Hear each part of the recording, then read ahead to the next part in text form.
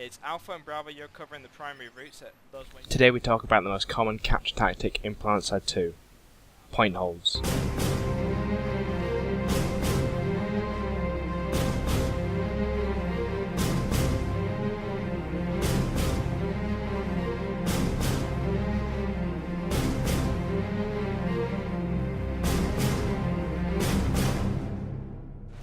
Alpha Bravo cover the primary route to the north, Charlie Delta cover the small stairs to the west. What is a point hold?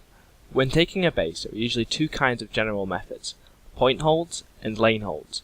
Point holds are when you're sitting very close or on top of the capture point, covering any choke points that are coming in towards it from there, and lane holds are when you're pushing up the enemy lanes of attack to create distance between yourself and a capture point. Typically, you're pushing up towards the enemy spawn point. Okay, I'm good, guys.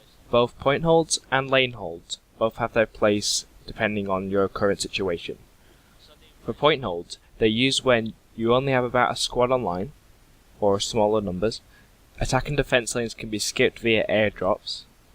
There is massive open ground between the point and the spawn, and point holds are usually used to hold buildings or other structures. They have a few advantages and disadvantages, like everything in this game. Their advantages are that there is no chance of your squad being flanked, it creates tighter squad play, and is very, very easy to set up. Push for the pod. Although we do have an enemy suddenly coming around behind us. The disadvantages, however, is that in the majority of cases, point holds are very easy to clear. Point holds allow attacking forces to regroup outside with little to no resistance, so they can clear you off very easily. And when you're doing a point hold, you have no fallback positions. As I said, point holds are very easy to set up. The way you do it is just you simply get on the point and take it. Once you're there, you have a quick look at the enemy lanes of attack, use motion tools to see which ones they are using, which ones they aren't. Send 1 to 2 people if you can spare them to keep an eye on the secondary lanes. You cover the primary routes from the point or close to it with the bulk of your force. You can use motion spotters to quickly move the squad around as needed to react very quickly to enemy movements outside if they're wanting to flank you using a secondary route. When you're covering a point using a point hold, one thing you want to consider is to use force multipliers if possible. Force multipliers can be maxes, harassers, galaxies, battle sunderers, stuff like that. Anything that will multiply the effect of this individual player is a force multiplier. You also want to make sure that you're covering choke points, usually for a point hold they are doorways, effectively by considering the firing lines from the outside in.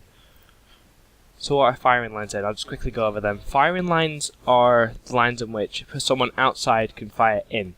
You want to make this so that if someone wants to fire inside, they either have to be inside the room or very close to it, creating a very, very steep angle that they have to fire at. The closer they are to the doorway, the steeper the angle will be, and the closer you are to the doorway, the easier it will be for multiple people in the room to fire at the same point, killing an enemy quickly. When covering a doorway, which is usually the case, it's essential that you cover it from an angle. This is to stop people from outside shooting you inside from quite a distance away. What I've got up now is another example here from Kessel's Crossing. This was during the Miller Woodman Service Mash last year. What we did a point hold on the Kessel's recap. You probably saw it if you were watching the stream. It was covered when the NC got to the base too late, lost the base, and then what we did, we put ourselves actually on the point, split up the two squads to the west and east, covering the multiple routes coming from the spawn with open ground, and took the base back over 4 minutes using multipliers.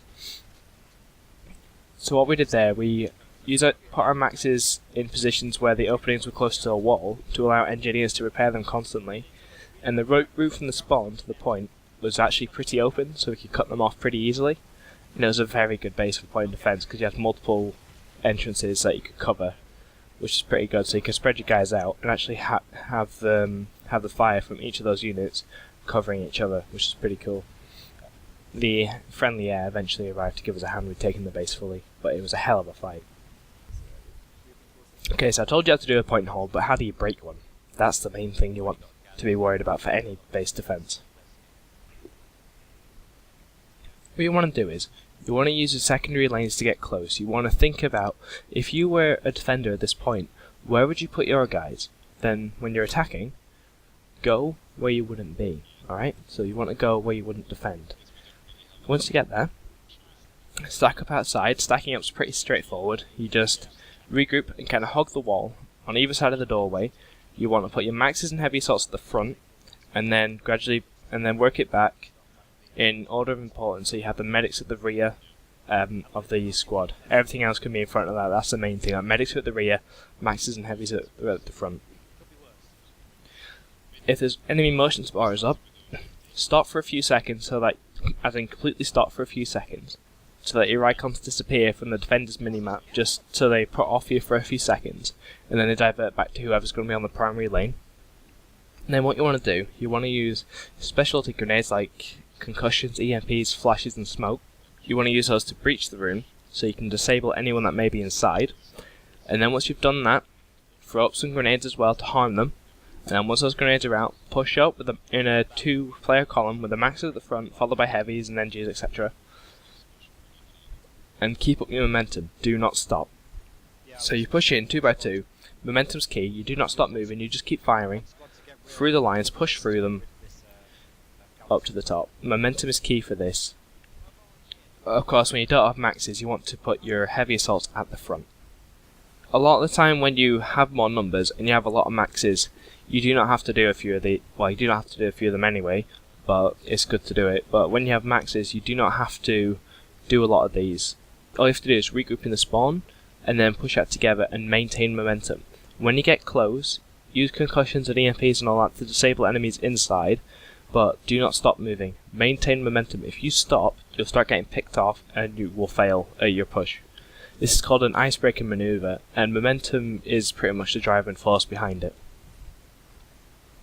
Here's a quick example of a good icebreaker when we're breaking a point. It's from a Raxcom network again, from a point attacker's point of view. So we were the defenders at the base, we were pushing out to resecure the point on a point hold. The NC were making 0 leeway on it, so I've regrouped as many of us as I could. Everyone regroup in the spawn right now. So everyone regroup in the freaking spawn right now. We can get this. It's too easy to take it. Regroup in the spawn. Get maxes, medics, and engineers, and regroup. Do not leave. They've really dug in on the spawn. Do not leave this spawn room, guys. Get maxes, medics, and engineers up in this spawn room. Do not leave it. I say again, do not leave it. Right, guys, use the teleporter right now. Use the teleporter. Use the teleporter room. We're going to move down and go east from the teleporter room. So we'll use the teleporter. Let's move east. Maxes first. Let's go, guys. Go, go, go. We're doing a max crash right now. Let's go. Maxes first. East. Maxes first. East. Go, go, go. Right, so maxes first. Maxes right at the front. Just keep going down. Use the maxes as cover. Medics stay at the rear and make sure everyone stays alive. Engineers keep the maxes alive. Go right. Hug the wall on the right-hand side, guys. Hug the wall on the right-hand side and go up those stairs. Right, again, maxes first. So maxes cover the balcony above the top of us, and everyone move up now. Everyone move up now. Maxes cover the top of the balcony and move up. Get yourself down the left-hand side, guys. Left-hand side. Left-hand side, guys. Move down the left-hand side. Through the door on the left-hand side, guys. Through the door on the left-hand side. Right, get grenades in there. Move in. Behind the maxes. Go behind those maxes. Get behind those maxes, guys. Get behind the maxes and move in. Just move in, guys. Behind the maxes. There you go. Now, get that A point. Keep up your momentum and get down those stairs. So what we did, we just regrouped in the spawn, used the teleporter room and came up a secondary route, and then it was just a heavy use of urgent comms over proxy chat and our 252 mumble, and we got the base back using really high amounts of momentum and multipliers. A lot of the times this is what people mean when they say redeploy side, is when mass units redeploy and grab multipliers, regroup and push on to the point using huge amounts of momentum. Like a freight train hitting a deer, pretty much. So yeah, in conclusion then, point holds are the basic method of capturing a base. They are tailored to situations where you have squad size numbers and are at a high risk of attack and defense lanes being skipped. They're also fairly easy to counter by using basic tactics such as max crashes or regrouping and throwing conks in. Hope you guys found this video nice and interesting. As always, feel free to like, share, subscribe and all that. Hopefully see you next time for another leadership video, and see you later for now.